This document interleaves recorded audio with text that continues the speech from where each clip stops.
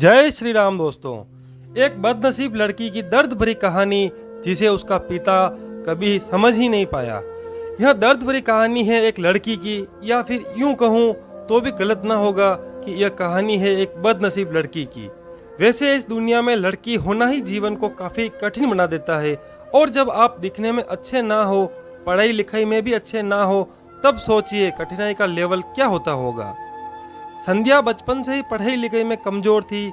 रंग उसका सांवला था, नाक नक्शा भी बाकी लड़कियों की तुलना में इतना खास न था। ऊपर से भगवान ने दांतों की बनावट भी टेढ़ी मेढ़ी दी थी। जब संध्या छोटी थी तो बचपन में स्कूल के बच्चे चिढ़ाते, बड़ी हुई तो गले मोहल्ले के लोग उसे देखकर मुंह फेर लिया करते। कोई भी उसका दोस्त बनने के लिए तैयार न था। उसके रिश्तेदार भी कुछ खास उसे भाव नहीं दिया करते। बस एक उसकी माँ ही थी जिसे उसके सूरत या लुक से कोई फर्क नहीं पड़ता। माँ संध्या से और संध्या माँ से बेहद प्यार करते। दुनिया भर की आलोचनाओं को सहने की शक्ति थी माँ संध्या के लिए। जब कोई उसे डफर बोल देता या जब कोई उसे बदसूरत बोल देता, जब संध्या के शादी को देखने आए लोग उसे बिना पसंद के लौट जाते, यहाँ तक कि जब खुद के पापा ही उसे मनहूस बोल देते, तब माँ ही तो थी जो उसे समझाती कि लोगों के बोलने से क्या होता है, तू तो मेरी प्यारी बेटी है। भगवान के किए इतने सारे अन्यायों के बावजूद संध्या जीना सीख गई, वह खुश रहना सीख गई थी। जो भी गिने चुने लोग उससे बात करते, उन्हें चुटकुले सुनाकर हंसाया करती और खुद भी ठहाके लगाकर हंसा करती। इसके अलावा एक और बहुत बड़ी खूबी थी संध्या की, उसे खाना बनाने में बहुत मज़ा आता था। और न सिर्फ खाना बनाने में मज़ा आता था, उसका बनाया खाना खाकर लोगों को जो स्वाद आता था वह उनको तृप्त कर जाता था। और यह उसमें अपने आप तो नहीं आया था। दुनिया के ठुकराए जाने के बाद उसने अपना सारा समय खाने की रेसिपीज की किताबों, रेडियो शोज और टीवी चैनल्स को समर्पित कर दिए थे। संध्या की तारीफ तो कोई भी नहीं करता, लेकिन उसके हाथों के बने खाने की तारीफ वह हर व्यक्ति करता जो उसे चखता। इस एक गुण की वजह से संध्या अपने आजू बाजू की औरतों में फेमस हो गई थी, क्योंकि जिसे भी खाना पकाना सीखना हो या कुछ नया पकवान बनाना सीखना हो तो वो संध्या के पास आती और संध्या भी खुशी खुशी उन्हें सब सिखाती। उसके पास आने वाली औरतें अच्छा खाना बनाना सीख जाती, लेकिन लाख कोशिश करने के बाद भी संध्या के हाथों का वह जादू जो सबको तृप्त कर जाता, वह कोई नहीं सीख पाता। संध्या की जिंदगी इन्हीं उतार चढ़ावों के साथ कट रही। एक बार फिर से माँ बाप ने जी तोड़ कोशिश कर एक फैमिली को संध्या को देखने के लिए मना लिया था, और अगले दिन लड़का संध्या को देखने आने वाला था। संध्या को इस बात की खबर होने पर वह दुखी हुई और गुस्सा हो गई कि बिना उनसे पूछे पता नहीं क्यों माँ बाप लड़कों को बुला लेते हैं और उसका मजाक बना देते हैं। माँ ने संध्या को समझाया कि बेटा ऐसा नहीं होता है, कोई भी बेटी अपने माँ बाप के यहाँ हमेशा नहीं रह सकती, उसे एक न एक दिन शादी करके जाना ही पड़ता है। अगले दिन संध्या सुबह सुबह ही लड़के वालों के आने से पहले ही सज सवर कर कहीं निकल गई थी।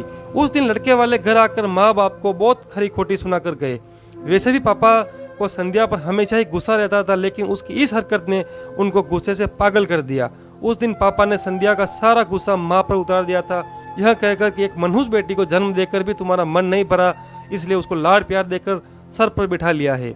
हमेशा अपनी बेटी के बारे में गलत बोलने वालों से नाराज रहने वाली माँ आज खुद संध्या से नाराज हो गई थी, और वह अब संध्या के घर वापस आने की बेसब्री से राह देख रही थी ताकि अपना गुस्सा उस पर उतार सके।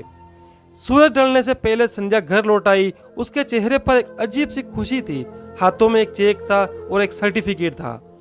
संध्या माँ से कुछ कहना चाहती थी, लेकिन इससे पहले ही संध्या अपने मुंह से एक भी शब्द कह पाती, माँ ने उसे खरी खोटी सुनाना शुरू कर दिया। गुस्से में माँ बोलते बोलते इतना कुछ बोल गई कि संध्या ने कभी सपने में भी नहीं सोचा था कि माँ ने कहा, बाकी सब लोग सही थे, तुम सच में मनुष्य हो, तुम्हारी वजह से हर कोई परेशान है। अच्छा होता जो तुम पैदा होते ही मर जाती, यह दिन तो नहीं देखना पड़ता हमें।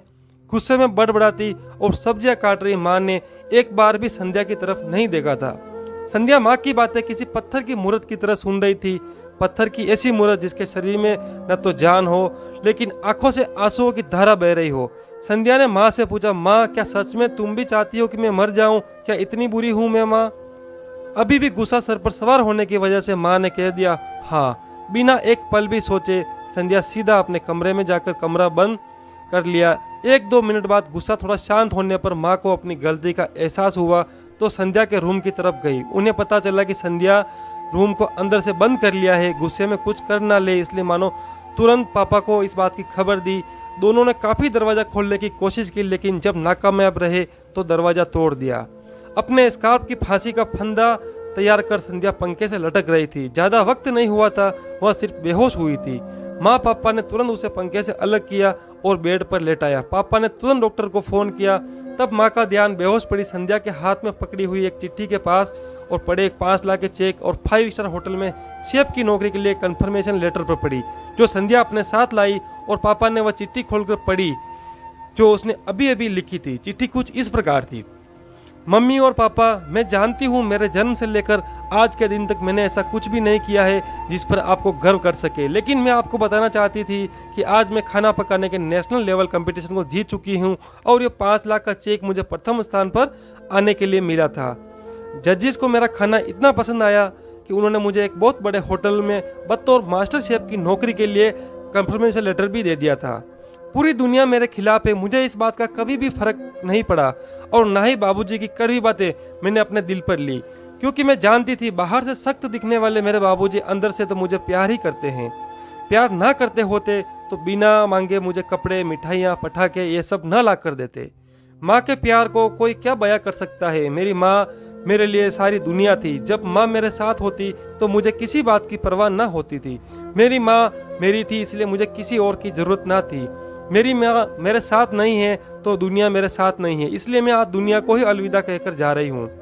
मैं जानती हूँ आपने कभी ना कभी भगवान से ये दुआ जरूर मांगी होगी कि अगले जन्म में मेरे जैसी औलाद ना मिले, लेकिन मैं हमेशा यही प्रार्थना करती थी कि अगले जन्म में क्या हर जन्म में मुझे आप जैसे ही माता पिता मिले, और आज भी यही प्रार्थना करके उसी भगवान के पास जा रही हूँ।